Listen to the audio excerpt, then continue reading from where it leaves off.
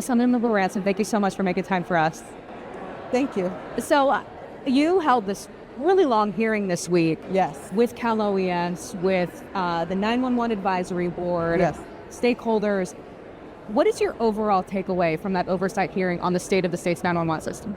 Well, my takeaway is that there's a lot of finger pointing happening and that we need more accountability and more oversight in order to actually realize an effective 911 system that the state deserves.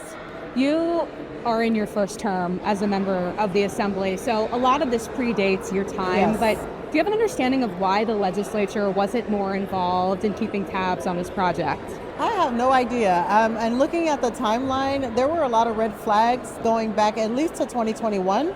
So why it took so long, for everything to come to light is really beyond me. What is your biggest concern right now as it relates to the state's 911 system? My biggest concern is we still don't know the plan. Like, we've seen the transition plan, so to speak, but if you listen to the hearing, the questions we had about budget, we still don't know what the budget will be, and that's because we really don't know exactly how we're moving forward. It sounds as if, we feel that a statewide approach is more appropriate, but you have the vendors who, of course, have their own reasons that they feel it should say a regional approach, but we don't even know what the plan will be. And so I think we really need more eyes on this project. More importantly, I really want to see more of the Department of Technology involved. California has a history of kind of hiccups in their technology launches, and so it's lost on me.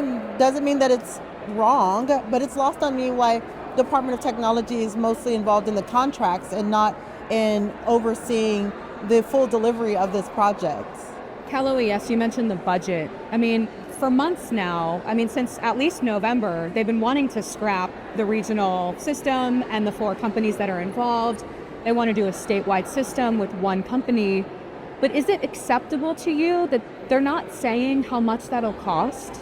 No, that's not acceptable. That's another reason, another example of why we need more oversight on this project.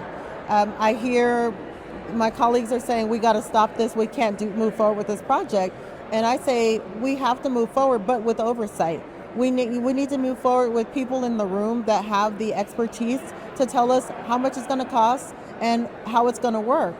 If you look at what happened, we had only deployed 5%. Only 5%, 23. At the end of the day, that wasn't a huge number before we started seeing failure. We can't wait until we get to the end of this project. So we need more people in the room who understand exactly how the end users connect to the program and how much it costs to implement these things so that we can actually know what we're looking at. From the hearing, there was one moment where Democratic Assembly member Steve Bennett asked Steve Yarrow with Cal OES, are we safe?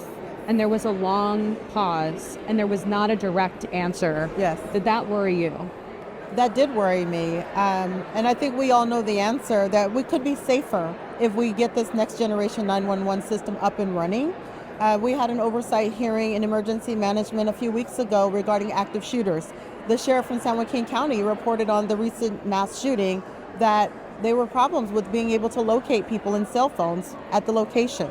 So we know that we can be safer if we get this project up and running.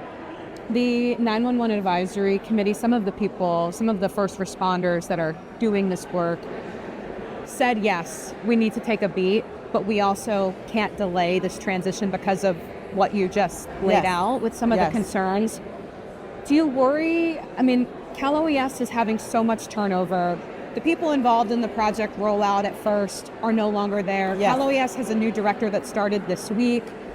How long do you expect that to take to get them up to speed on all of this? Yes. What you're describing is exactly why I feel like we need more technical expertise for this project.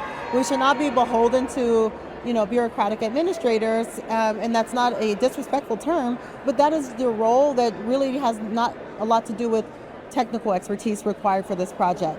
That is why I say we need to make sure that our advisory board is made up of people that have that expertise that can continue to keep this project going. If you listen closely to what the advisors said, they're getting information and reports out after the fact. That's not how advisors work. right? There's also, a concern that the advisory board is chaired by a member of Cal OES. We have to do better. We have to create a better system if we really want better outcomes. I know there's legislation to try to require in state law more oversight from Cal OES. Yes. As the chair of the Assembly Emergency Management Committee, what are you planning to do between now and the end of the year to clamp down on this? Oh, absolutely. So one thing we're doing is gutting and amending a bill because we see that right now we have to pivot in order to ensure that there are more legislative priorities that are involved in this project in regards to reporting, but also who's at the table. And we want to be able to better have public engagement regarding this project. The way this is happening right now, there's contracts that are written. We don't even know the expertise of the vendors. If you paid attention to that hearing, that was one of my first questions. It's like, have you done projects this large before? Have you worked with 911 dispatch centers? And I get that we want new innovation, but moving forward, this legislature is going to have to be involved at a higher level in regards to accountability. We also need to understand we don't know what we don't know. So this is why people are calling for audits and people are calling for more reports.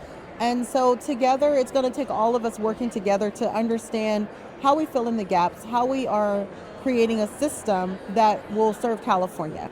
Audits, more hearings, is that what we could see this year? 100%. So my team, including myself, we met with Cal OES.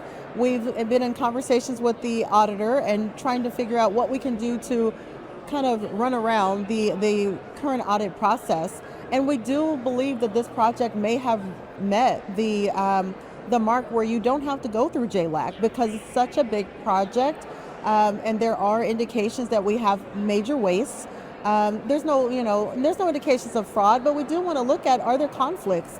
I mean, when you have the 4 vendors sitting there at the table advocating for themselves and giving us details about information that they got from people in Cal OES, for me as a person who, I might be new here, but I'm not new to this, that gives me pause in regards to how we actually vet and oversee this project. Anything else you think we should know?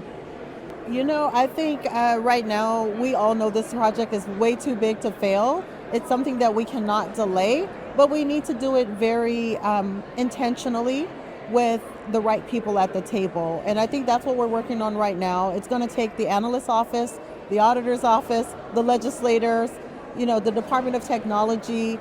We just need to make corrections into the overall setup of how this is working. And this is just one part. This is one conversation of many, because we have to work to regain the public's trust and keep Californians safe. Assemblywoman Ransom, thank you so much for your time. Thank you. Happy to be here. Yes, I appreciate it.